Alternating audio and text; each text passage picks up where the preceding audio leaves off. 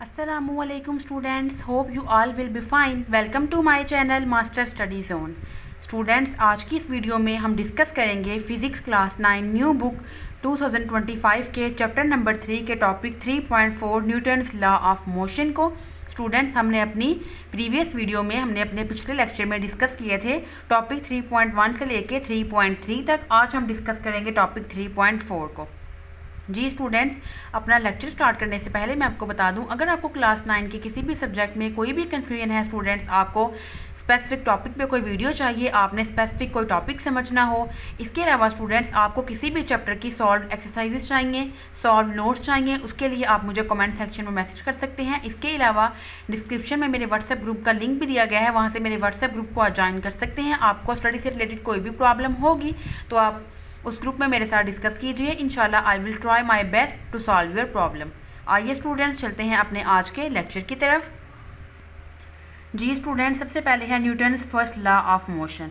अब देखिए स्टूडेंट, जब आप इसको स्टार्ट करोगे तो ये आपकी जो है एग्जाम्पल है। अब देखिए स्टूडेंट, फॉर एग्जाम्पल आपने एक बुक को टेबल के ऊपर रखा है। स्टूडेंट्स, वो बुक क्या है, रेस्ट की फॉर्म में है, अनलेस कब तक, जब तक आप उसके ऊपर कोई फोर्स अप्लाई नहीं करते कि वो बुक मूव करे। A ball rolling on a floor should continue to move with the same velocity in the absence of an applied force। ऐसे ही स्टूडेंट्स, अगर एक बॉल जो है फ्लोर के ऊपर ज़मीन पे जो है वो फर्श पे मूव कर रहा है तो तब तक नहीं रुकेगा जब तक उस पर कोई एक्सटर्नल फोर्स अप्लाई नहीं की जाती। But practically we see that it is not true. The ball stops after covering some distance. लेकिन स्टूडेंट्स वो कहते हैं, हम देखते हैं कि प्रैक्टिकली ट्रू नहीं। जब भी आप बॉल को किसी फर्श के ऊपर फेंकते हो तो आप देखते हो कि आहिस्ता आहिस्ता खुद ही बॉल स्लो हो जाएगा और एक टाइम पे आके बॉल रुक जाएगा। इनफैक्ट एक अपोजिंग फोर्स जिसको हम बोलते हैं फ्रिक्शन, वो वजह बनती है बॉल को स्टॉप करने की। फ्रिक्शन की वजह से ही जो है वो बॉल स्टॉप करता है। तो फ्रिक्शन एक्ट करती है एज अ एक्सटर्नल फोर्स जो बॉल पे लगती है और बॉल स्टॉप कर जाता है। ये आपकी क्या है, Newton first law of motion की एग्जांपल है। जी स्टूडेंट्स, नेक्स्ट आपने ये डेफिनेशन करनी है Newton's first law of motion की। A body continue its state of rest or of uniform motion in a straight line unless acted upon by some external force. वही बात students की एक बॉडी अपनी स्टेट, रेस्ट की स्टेट या uniform motion की जो स्टेट है उसको कंटिन्यू रखती है जब तक कि कोई भी एक्सटर्नल फोर्स उसके ऊपर एक्ट ना करे। अब स्टूडेंट्स, नेक्स्ट आप हेडिंग दोगे एक्सप्लेनेशन की। एक्सप्लेनेशन को आप यहाँ से लिखना स्टार्ट करोगे। When a fast moving bus stop suddenly the passenger tend to bend forward.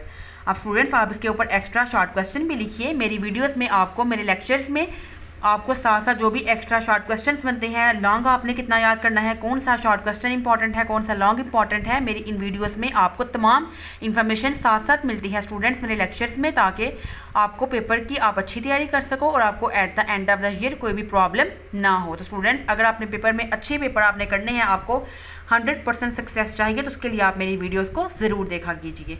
Ji students, यहाँ पे आप एक क्वेश्चन लिखिए, why the passenger tend to bend forward when a bus stop suddenly. ठीक है, यहाँ पे क्वेश्चन लिख लीजिए, मोस्ट इंपॉर्टेंट शॉर्ट क्वेश्चन है। इसकी रीज़न क्या है, it is because they want to continue their motion. क्योंकि स्टूडेंट्स, हम अपनी मोशन को स्ट्रेट लाइन में कंटिन्यू रखते हैं। On the other hand when the bus starts moving quickly from rest the passenger are pushed back against the seat.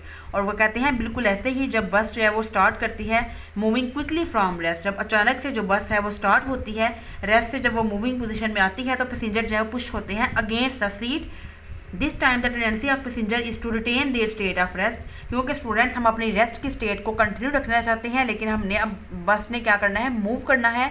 लेकिन हमारे जो फुट हैं स्टूडेंट्स, वो बस के जो फ्लोर है उस पर अटैच होते हैं। तो जो हमारी बॉडी है वो रेस्ट की फॉर्म में रहना चाहती है, बट हमारे जो फुट हैं वो फ्लोर के साथ, बस के फ्लोर के साथ अटैच्ड हैं। डेट्स वाई स्टूडेंट्स, हम जो है वो अपनी सीट के अगेंस्ट हम जो है वो पुश होते हैं। जी स्टूडेंट्स, नेक्स्ट है, a bus moving on the road should continue its motion without any force exerted by the engine, but practically we see that if engine stops working the bus come to rest after covering some distance. It is because of friction between the tires of the bus and the road। बस यहाँ तक students आपने याद करना है। वो कहते हैं कि जो बस है वो मूव करती है रोड पे तो उसको अपनी मोशन कंटिन्यू रखनी चाहिए without any force exerted by the engine, बगैर किसी फोर्स के जो कि इंजन एक्सर्ट करता है बस के ऊपर। लेकिन प्रैक्टिकली हम देखते हैं कि जब इंजन स्टॉप कर वर्किंग अपनी छोड़ देता है, स्टॉप कर देता है, तो बस खुद ही रेस्ट में आ जाती है कुछ डिस्टेंस कवर करने के बाद। लेकिन अगर इंजन जो है वो स्टॉप कर दे working, the bus come to rest after covering some distance, it is because the friction between the tyres of the bus and the road. क्योंकि स्टूडेंट्स, अब रोड में और जो बस के टायर हैं उनमें फ्रिक्शन होती है, due to friction the bus stops. इसके बाद स्टूडेंट्स आपने यहाँ से डेफिनेशन याद करनी है। डिफाइन फोर्स, तो स्टूडेंट्स फोर्स क्या है? फोर्स आप ये कह लीजिए एक एजेंसी है जो कि चेंज करवाए या or tend to change the state of rest or of uniform motion of body, जो कि बॉडी की रेस्ट की स्टेट को चेंज करवाए या चेंज करवाने की कोशिश करे, या फिर किसी बॉडी को यूनिफॉर्म मोशन में मूव करवाए या मूव करवाने की कोशिश करे। अब स्टूडेंट्स देखिए यहाँ पे उन्होंने ये क्यों नहीं लिखा विद चेंज और टेंड्स क्यों लिखा है? विद चेंज और टेंड मेन की कोशिश करे। देखिए अगर एक वाल है, दीवार है, वो रेस्ट पोजीशन में है, अब अगर आप उस पर फोर्स लगाओगे तो क्या वो दीवार मूव करेगी? नो। तो आपने फोर्स तो लगाई, लेकिन इसमें देखिए वही बात आ गई विद चेंज, जो कि चेंज करे या चेंज करने की कोशिश करे रेस्ट की स्टेट को। तो मतलब कि अब आपने वॉल पे फोर्स लगाई है but we can not change its position, लेकिन हम उसकी पोजीशन को चेंज नहीं कर सकते, इसलिए यहाँ पे वर्ड यूज़ हुआ है विद चेंज और टेंड टू चेंज। होपफुली अब आपको इस बात की समझ आ गई होगी, ये पॉइंट आपको अच्छे से क्लियर हो गया होगा। अब अगर आपको स्टूडेंट्स लॉन्ग क्वेश्चन आएगा तो आपने सबसे पहले लॉन्ग क्वेश्चन में आपको साथ साथ बता देती हूँ। First of all you have to write the definition, सबसे पहले आप डेफिनेशन लिखोगे, देन एक्सप्लेनेशन, जो हमने एक्सप्लेनेशन पढ़ी है स्टूडेंट्स हेडिंग के साथ आप लिखोगे, जो मैंने आपको यहाँ पे क्वेश्चन बनाए हैं। The passenger tend to bend forward, इसको आप मार्कर से लिख दोगे और बाद में आप ये सारा एक्सप्लेन कर दोगे। इसके बाद आप स्टूडेंट्स यहाँ से लेके यहाँ तक बस एंड द रोड तक लिखोगे। इसके बाद जो हमने पीछे एग्जांपल पढ़ी है स्टूडेंट्स, आप वो वाली एग्जांपल, उसमें से 2 एग्जांपल थी, आप 2 में से बुक वाली भी लिख सकते हो और बॉल वाली भी, आप दोनों में से कोई एक एग्जाम्पल लिख लीजिएगा।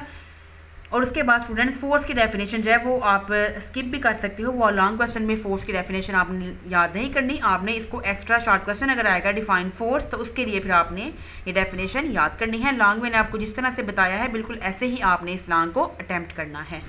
और अगर आपको शॉर्ट में आता है state Newton's first law of motion, तो उसके लिए just you have to write the definition and example which we have discuss in the previous page, जो कि हमने प्रीवियस पेज पे डिस्कस की ऑन पेज नंबर 57। तो जस्ट आपने वो एग्जांपल लिखनी है और साथ में आपने डेफिनेशन लिख देनी है। जी students, next most important definition define inertia. तो स्टूडेंट्स इनर्शिया बॉडी की वो प्रॉपर्टी है जो मेंटेन रखती है उसकी स्टेट ऑफ रेस्ट या फिर यूनिफॉर्म मोशन को स्ट्रेट लाइन में, उसको हम बोलते हैं इनर्शिया। इनर्शिया की वजह से ही बॉडी जो है वो अपनी रेस्ट की फॉर्म में रहती है या फिर यूनिफॉर्म मोशन की फॉर्म में। इसके बाद स्टूडेंट्स आप एग्जांपल लिखोगे, a net force is required to change the velocity of object, for instance, यानी कि for example a net force may cause a bicycle to pick up speed quickly but when the same force is applied to the truck any change in the motion may not be observed. अब देखिए students वो कहते हैं मिसाल के तौर पर net force जो है वो एक बाईसाइकिल को जो है वो अगर हमने फोर्स लगाई तो बाईसाइकिल ने जो है वो स्पीड पकड़ी और उसने क्विकली मूव किया, लेकिन अगर हम वही सेम फोर्स किसी ट्रक पे लगाएंगे तो आपको पता है कि मोशन में कोई भी चेंज नहीं आएगा। इसका मतलब हम ये कह सकते हैं कि ट्रक का इनर्शिया ज़्यादा है देन अ बाईसाइकिल से। तो यहाँ पे स्टूडेंट्स आपको एक मोस्ट इंपॉर्टेंट MCQ मिल गया, the mass of an object is the measure of its inertia, the greater the mass of the object the greater is its inertia। Means के स्टूडेंट्स के जितना मैस ज़्यादा होगा किसी ऑब्जेक्ट का उसका इनर्शिया उतना ही ज़्यादा होगा। तो इनर्शिया किस पे डिपेंड करता है? मैस पे। यहाँ से आपको ये इंपॉर्टेंट MCQ आ सकता है, मार्क कर लीजिएगा। इसके बाद है students as a result the role of inertia in Newton's first law, this law is sometimes called law of inertia. इसलिए हम students first law of motion को समटाइम्स लॉ ऑफ इनर्शिया भी बोलते हैं because it deals with the inertial property of matter. ये खुद से लिख लीजिएगा बुक के ऊपर कि हम why Newton's first law of motion is also called law of inertia. तो आप इसकी लिखोगे इसका answer, Newton first law of motion is also called law of inertia because Newton first law of motion deal with the inertial property of matter. ठीक है students, ये answer साथ लिख लीजिएगा। नेक्स्ट हम डिस्कस करते हैं Newton second law of motion को। जी स्टूडेंट्स, नेक्स्ट आपने Newton second law of motion can be stated as, यहाँ से आपने याद करना शुरू करना है। पहले समझ लीजिए Newton second law of motion क्या बताता है स्टूडेंट्स हमें। अब देखिए हमने अब फोर्स अप्लाई कर दी किसी बॉडी पे, अब जब आप फोर्स अप्लाई करोगे तो जाहिर सी बात है स्टूडेंट्स ऑब्वियसली उसमें एक्सेलरेशन प्रोड्यूस होगी।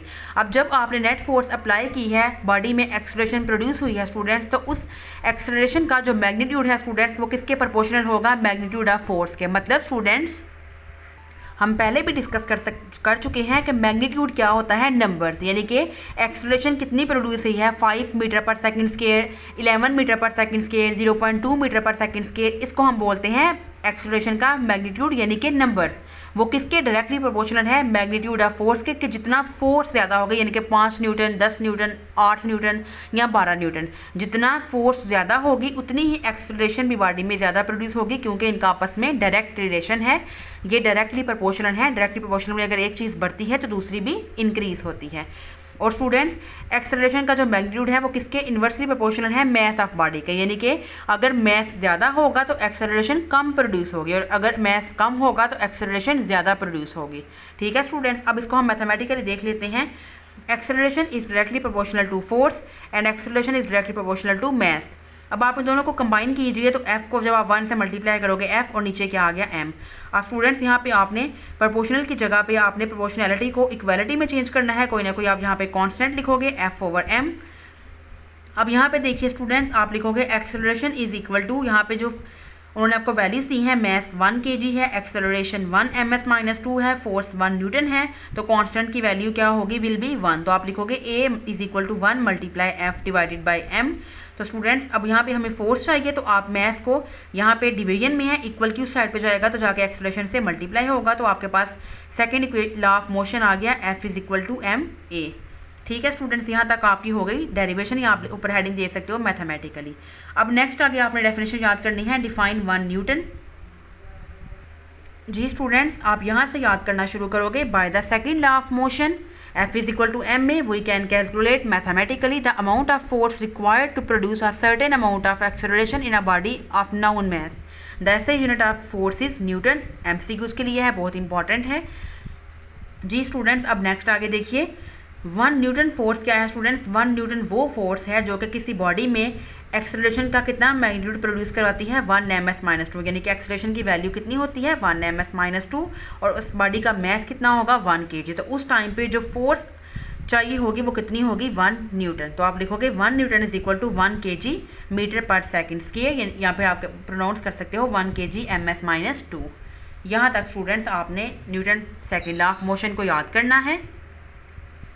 जी स्टूडेंट्स तो अगर आपको Newton second law of motion आएगा तो उसमें स्टूडेंट्स आपने पिंक येलो बॉक्स वाली डेफिनेशन और उसके बाद साथ आपने लास्ट पे जस्ट फार्मूला लिख देना है f is equal to ma। सारा आपने डिराइव नहीं करना, अगर आएगा आल्सो डिराइव इट। खाली अगर आपको आए कि Newton second law of motion को डिराइव करें फिर आपने मैथमेटिकली से लेके f is equal to ma तक आपने डिराइव कर देना है। और अगर लॉन्ग क्वेश्चन आएगा तो फिर जितना मैंने आपको पढ़ाया है कंप्लीट उतना आपने 1 न्यूटन की डेफिनेशन तक सारा आपने लिखना है।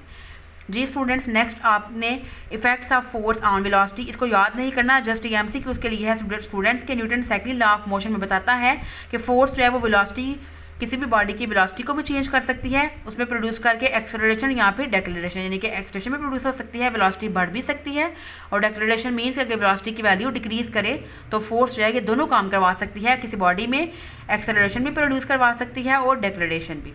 जस्ट आपने MCQ उसके लिए इसको याद कर लेना है। नेक्स्ट है student Newton third law of motion, ये भी बहुत इंपॉर्टेंट लॉन्ग क्वेश्चन में भी आपको आ सकता है और डेफिनेशन भी आ सकती है, state Newton third law of motion. जी स्टूडेंट्स फर्स्ट ऑफ ऑल आप इसकी डेफिनेशन लिखोगे, for every action there is always an equal and opposite reaction. Students जो भी एक्शन होता है उसका हमेशा इक्वल लेकिन अपोजिट क्या होता है रिएक्शन होता है।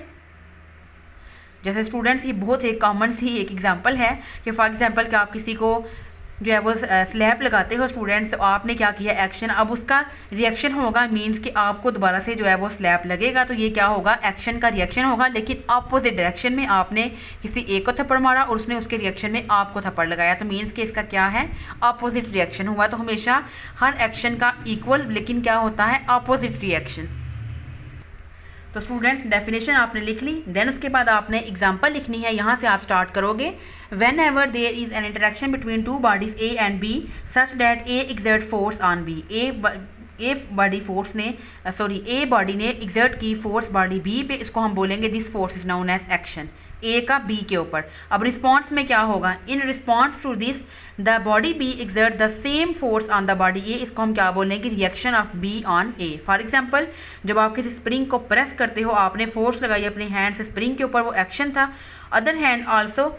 Our hand also experience of force exerted by the spring. अब स्प्रिंग जब आप उसको छोड़ोगे तो स्प्रिंग भी आपके ऊपर फोर्स लगाएगा, उतनी ही सेम फोर्स वो क्या होगा रिएक्शन होगा। ये आप एग्जाम्पल लिख लोगे। इसके बाद आप लिखोगे स्टूडेंट्स, बहुत इंपॉर्टेंट ये पैराग्राफ है कि एक्शन और reaction do not act on the same body. Action और रिएक्शन एक बॉडी के ऊपर हमेशा एक्ट नहीं करते। देखिए जो मैंने आपको स्लैप वाली एग्जाम्पल दी कि आपने किसी दूसरे के फेस पे जो है वो एक्शन किया है और रिएक्शन आपके फेस पे हुआ है, तो हमेशा एक्शन और रिएक्शन कभी भी सेम बॉडी के ऊपर नहीं होते, but they act on two different bodies. हमेशा वो दो डिफरेंट बॉडीज पे होते हैं, इसलिए so they can never balance each other. इसलिए ये कभी भी एक दूसरे को बैलेंस नहीं करते। जैसे स्टूडेंट्स एक कॉमन एग्जांपल है कि जो हॉर्स होता है वो जब कॉर्ड को पुल करता है तो हॉर्स जो है वो एक्शन लगा रहा है और उसके बाद जो रोड का जो रिएक्शन होता है वो कॉर्ड के ऊपर है। तो इस तरह से जो है वो हॉर्स जो है वो हॉर्स फोर्स लगाता है रोड के ऊपर और रोड आगे से जो है वो फोर्स लगाएगी कॉर्ड के ऊपर। इस तरह से एक दूसरे को ये बैलेंस नहीं करते और हॉर्स जो है वो कॉर्ड को पुल करता है। तो इसलिए एक्शन और रिएक्शन कभी भी सेम बॉडी के ऊपर नहीं होते, हमेशा दो डिफरेंट बॉडीज़ पे होते हैं। इसके बाद स्टूडेंट्स आपने ये येलो बॉक्स वाली डेफिनेशन याद करनी है। If one body exert a force on second body, the second body also exert an equal and opposite force on the first body. जो मैंने पहले भी आपको समझा दिया, समझ के याद करोगे। बहुत इंपॉर्टेंट लॉन्ग क्वेश्चन है, बड़ी आसानी से आपको याद हो जाएगा। रटा बिल्कुल नहीं लगाना, समझ के आपने उर्दू में बेशक इसको ट्रांसलेट कर लीजिएगा और उसके बाद आप इसकी इंग्लिश करके तो इसको अच्छे तरीके से आप लोग याद कर लीजिएगा। समझ के याद करोगे, बड़ी आसानी से आपको फिर याद भी रहेगा और आप पेपर में अगर आपको ये लॉन्ग क्वेश्चन आता है तो आप उसको आसानी से अटैम्प्ट कर लोगे। जी स्टूडेंट्स, हमारा अगला लॉन्ग क्वेश्चन है फोर्सेस एक्ट इन पेयर्स। ये आपको इतना ये ऐसा इंपॉर्टेंट लॉन्ग क्वेश्चन नहीं है। इसमें से जो आपको शॉर्ट आ सकता है स्टूडेंट्स वो ये सेकंड पॉइंट है, इसको हम डिस्कस करते हैं। आपने यहाँ से फर्स्ट पॉइंट से याद करना स्टार्ट करना है। The force acting downward on the block is the weight. द ब्लॉक exerts a downward force on the table equal to its weight W. The table also exerts a reaction force Fn on the block. The two forces on the block balance each other and the block remains at rest. Students वो कहते हैं कि जो आप force acting करती है downward on the block वो उसका वेट है W, और जो ब्लॉक है वो भी एक डाउनवर्ड फोर्स लगाता है टेबल के ऊपर जो क्या है W, वेट W है। और टेबल भी एक्सर्ट करता है रिएक्शन फोर्स ब्लॉक के ऊपर, वो क्या है नॉर्मल फोर्स Fn। इस तरह से ये दोनों फोर्सेस जो है वो बैलेंस होती हैं और आपके जो ब्लॉक है वो रेस्ट में है। बिल्कुल ऐसे ही स्टूडेंट, जब एक बुलेट निकलती है, फायर होती है गन से, बुलेट मूव करती है इन द फॉरवर्ड डायरेक्शन, जिसकी फोर्स क्या है F, कोई भी फोर्स हो सकती है, वो क्या है फोर्स ऑफ एक्शन। और गन दोबारा से रिकॉइल करती है बैकवर्ड डायरेक्शन में, वो क्या है रिएक्शन फोर्स R। मीन्स के स्टूडेंट्स जब भी हम फायर करते हैं बुलेट को, when a bullet is fired from the gun recoils. ठीक है स्टूडेंट्स, हमेशा गन रिकॉइल्स करती है, तो वो भी किसका लॉ है, न्यूटन का थर्ड लॉ है कि जब एक्शन होगा तो उसका इक्वल बट अपोजिट क्या होगा, रिएक्शन होगा। इसलिए जो गन क्या करती है, रिकॉइल करती है। ये इंपॉर्टेंट शॉर्ट भी आपको आ सकता है, इसको आप अच्छे से याद कर लीजिएगा। नेक्स्ट स्टूडेंट्स, कुछ लिमिटेशन है न्यूटन्स लॉ ऑफ मोशन की, तो स्टूडेंट्स इसको हम देख लेते हैं। We have already explain the Newton law of motion can be applied with very high degree of accuracy to the motion of objects and velocity which we come across in everyday life. Students वो कहते हैं कि जो Newton's law of motion है हम इनको apply करते हैं very high degree of accuracy उन ऑब्जेक्ट्स की मोशन एंड वेलोसिटी पे जो कि हमारी डेली लाइफ में आते हैं। प्रॉब्लम ये अराइज करती है जब हम डील करते हैं with the motion of elementary particles having velocity close to that of light, यानी कि जब हम ऐसे पार्टिकल को डिस्कस करें जिनकी जो वेलोसिटी है वो लाइट के बिल्कुल क्लोज है, तो उस पर्पज़ के लिए relativistic mechanics develop by Albert Einstein is applicable. तो उस टाइम के लिए फिर ये लॉ यूज़ नहीं होते, फिर हम रिलेटिविस्टिक मैकेनिक्स को जो कि एल्बर्ट आइंस्टाइन ने डेवलप की थी उसको फिर हम स्टूडेंट्स इस्तेमाल करते हैं, उसको फिर हम यूज़ करते हैं। ये इतना इंपॉर्टेंट नहीं है, इसको जस्ट आप एक दफ़ा पढ़ लीजिएगा। इतना इंपॉर्टेंट ना शॉर्ट है और ना ही लॉन्ग क्वेश्चन है। जी स्टूडेंट्स, नेक्स्ट इंपॉर्टेंट लॉन्ग भी है और शॉर्ट भी है। Difference between mass and weight. आपने मैस और वेट में डिफ्रेंशिएट करना है, पैराग्राफ की फॉर्म में था, आपको याद करने में मुश्किल हो सकती थी students. That's why I have to make the points for you. मुझे आपके लिए पॉइंट्स बनाने पड़े हैं, मैंने आपके लिए पॉइंट्स बना दी हैं स्टूडेंट्स। फर्स्ट ऑफ ऑल आपने मैथ्स के 5 पॉइंट्स लिखने हैं। पहला पॉइंट स्टूडेंट्स आप मैथ्स का लिखोगे, it is a measure of the quantity of matter in the body. ये स्टूडेंट्स आपने मैथ्स की डेफिनेशन लिख दी कि मैथ्स क्या है, जितना क्वांटिटी ऑफ मैटर है किसी बॉडी में वो क्या है, उसका मैथ्स है। इसके बाद स्टूडेंट सेकंड पॉइंट है mass is a scalar quantity. इसके बाद थर्ड पॉइंट है it remains same everywhere. Fourth point students आप लिखोगे SI unit of mass is kilogram. और फिफ्थ पॉइंट आप स्टूडेंट्स लिखोगे मैस का formula m is equal to W divided by G। 5 points complete हो गए। अब स्टूडेंट्स आप वेट के इसी तरह से 5 पॉइंट लिखोगे। सबसे पहले स्टूडेंट्स आप लिखोगे वेट की डेफिनेशन। जी स्टूडेंट्स, वेट का फर्स्ट पॉइंट है weight is a gravitational force acting on an object. Weight का सेकंड पॉइंट है it is a vector quantity.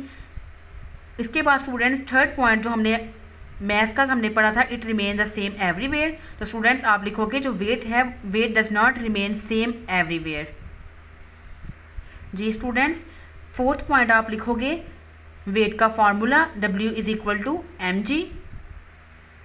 इसके बाद स्टूडेंट्स फिफ्थ पॉइंट में हमने मैथ्स का SI यूनिट लिखा था kg। तो स्टूडेंट्स न्यूटन का आप SI यूनिट लिखोगे, वेट का आप SI यूनिट लिखोगे न्यूटन पर kg, n kg माइनस 1। ठीक है स्टूडेंट्स, ये आपके 5 पॉइंट्स हो जाएंगे लाइन लगा के डिफरेंस के साथ। आपने जो पहला पॉइंट डेफिनेशन का लिखना है, पहले आप हेडिंग दोगे डेफिनेशन हो गई मैथ्स वेट की। फिर उसके बाद आप हेडिंग दोगे क्वांटिटी, एक स्केलर है और एक वेक्टर है। देन उसके बाद आप अगला पॉइंट लिखोगे कि ये जो है मैथ्स जो है वो सेम रहता है एवरीवेयर, बट जो वेट है does not remain same everywhere. इसके बाद आप लिखोगे स्टूडेंट्स इनका फॉर्मूला और उसके बाद आप लिख दोगे इनका SI यूनिट। तो आपने हेडिंग्स देनी है इस तरह से, पहले डेफिनेशन लिखोगे, then quantity, then SI unit, then उसके बाद आप फॉर्मूला लिखोगे और उसके बाद लास्ट में आप लिखोगे कि एक सेम रहता है और एक सेम नहीं रहता। इसके बाद स्टूडेंट्स नेक्स्ट है ग्रेविटेशनल फील्ड। मैंने आपको पहले भी पढ़ाया था अपने प्रीवियस लेक्चर में। What is gravitational field students? Gravitational field वो रीजन है, वो स्पेस है जहाँ पे एक जो मैस है वो दूसरे मैस के ऊपर अपनी फोर्स एग्जर्ट कर सकता है। यानी कि जैसे आप अगर दो मैग्नेट के स्टूडेंट्स एग्जांपल लो, आपने दो मैग्नेट रखे, तो आप उन दो मैग्नेट को स्टूडेंट्स इतना आपस में करीब रखो कि उस रीजन के अंदर जितनी एक मैग्नेट दूसरे मैग्नेट पे फोर्स लगा सकता है, उसको हम क्या बोलते हैं कि इसकी मैग्नेटिक फील्ड है। यानी कि अगर उस रीजन से मैग्नेट बाहर जाएगा फिर ये वाला मैग्नेट उस मैग्नेट को अट्रैक्ट नहीं करेगा। तो स्टूडेंट्स मैग्नेटिक फील्ड वो एरिया होता है जिसपे एक मैग्नेट दूसरे मैग्नेट के ऊपर अपनी फोर्स लगा सकता है, उसको हम बोलते हैं ये क्या है, ग्रेविटेशनल फील्ड या फिर मैग्नेटिक फील्ड है। बिल्कुल ऐसे ही ग्रेविटेशनल फील्ड भी होती है कि ये वो स्पेस है जहाँ पे एक मैस दूसरे मैस को जो है वो एक्सपीरियंस करे एक force due to gravitational attraction की वजह से।